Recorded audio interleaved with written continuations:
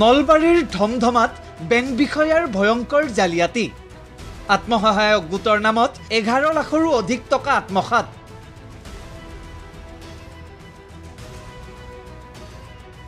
বেংকৰ passbook up to date কৰিবলৈ আহি মহিলা হতবাক লুভিয়া টকা খকুৱা আৰু বেংকৰ গ্ৰাহকক ন্যূনতম ব্যৱহাৰখিনিও কৰিব নজনা এইজন অশিষ্টাচাৰী শাখা প্ৰবন্ধক কিৰণ দাস আৰু এইজন কিৰণ দাসৰ গাড়ী চালক তথা ধমধমা চেন্ট্ৰেল বেংকৰ দালাল পুলেন বৰ্মন এই দুইজনে মিলি বিভিন্ন ধৰণে গ্ৰাহকৰ পৰা আত্মসাৎ কৰে ধন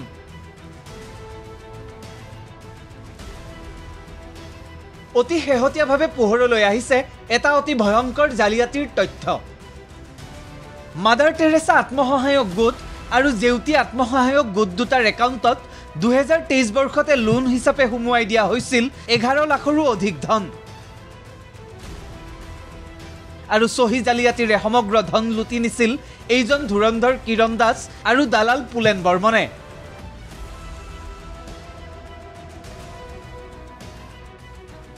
তিনিদিন পূৰ্বে দুইটা আত্মসহায়ক গোটে বেংকৰ পাছবুক আপ টু ডেট কৰিবলৈ আহি হতবাক হৈ পৰিল কিয়নো লোন আবেদন নকৰাকৈয়ে তেওঁলোকৰ একাউণ্টত সোমাইছে লাখ লাখ টকা আৰু সেই ধন তিনিটা কিস্তিত উলিওৱা হৈছে তোমালোকে ইমান টকা লৈ গৈছা আৰু ইমান টকা তোমালোকৰ পৰিশোধ কৰিব আছে তেতিয়া মানে আমি মাদাৰ টেৰেছা আৰু জেউতি গোটৰ সভাপতি সম্পাদিকা হতাবিম্ব হৈ পৰিলোঁ তাৰপিছত ইমান টকাটো আমি নিয়া নাই তেতিয়াহ'লে আমাৰ ইমান টকা কোনে নিলে এনে বুলি এনকুৱাৰী ছাৰক কৰিব দিলোঁ ছাৰে এনকুৱাৰী কৰাৰ পিছত ধৰাত পৰিল যে কিমান তিনিটা মানে তাৰিখ ওলাই দিলে কিমান টকা মানে আগত ওলাই লৈ গৈছে ক'লে নে আমাক বেংকক আহিবই নিদিয়ে তোমালোকৰ ইয়াতে চল্ভ হ'ব লাগিব তোমালোকে বেংকত যাব তেওঁ বেংকৰ একোৱে নহয় তথাপিতো তেওঁ আমাক কি সিদিনাতে পাৰিলে চল্ভ কৰি দিয়ে মোৰ এমাউণ্ট আছিল 5,40,000 গোটেইখিনি পইচা মাত্ৰ 40,000 টকা আছে নেকি বোধহয় মই সিমানকৈ নাজানো কিন্তু উলিয়াই নিছে আমি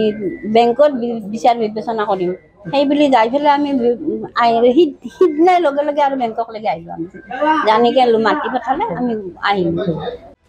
ঘটনা পোহৰলৈ অহাৰ পাছত দুইটা আত্মসহায়ক গোটকে মেনেজ কৰাৰ চেষ্টা দালাল পুলেন বৰ্মনৰ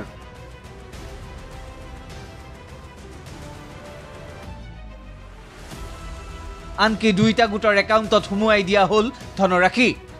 আনপিনে ধন আত্মসাৎ কৰিয়েই বেংকটোৰ পৰা কিছুদিন পূৰ্বে আন শাখালৈ বদলি হৈছে শাখা প্ৰবন্ধক কিৰণ দাস বেংক বিষয়াৰ এই দুৰ্নীতি পোহৰলৈ অহাৰ পাছতে জাঙুৰ খাই উঠিছে স্থানীয় ৰাইজৰ লগতে নলবাৰী জিলা ছাত্ৰ সন্থা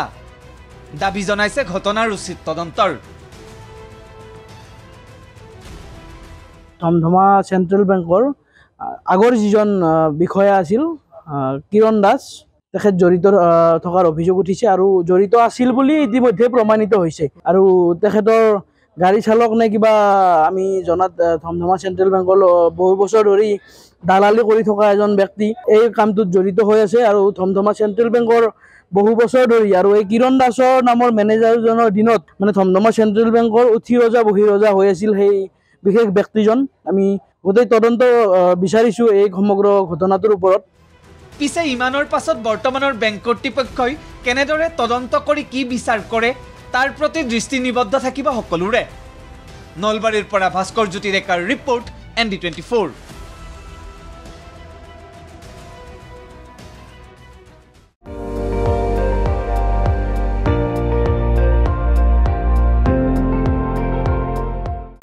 আপুনি চাই আছে ND24 সৰ্বশ্ৰেষ্ঠ নহয় সৰ্বোত্তমৰ দৌৰত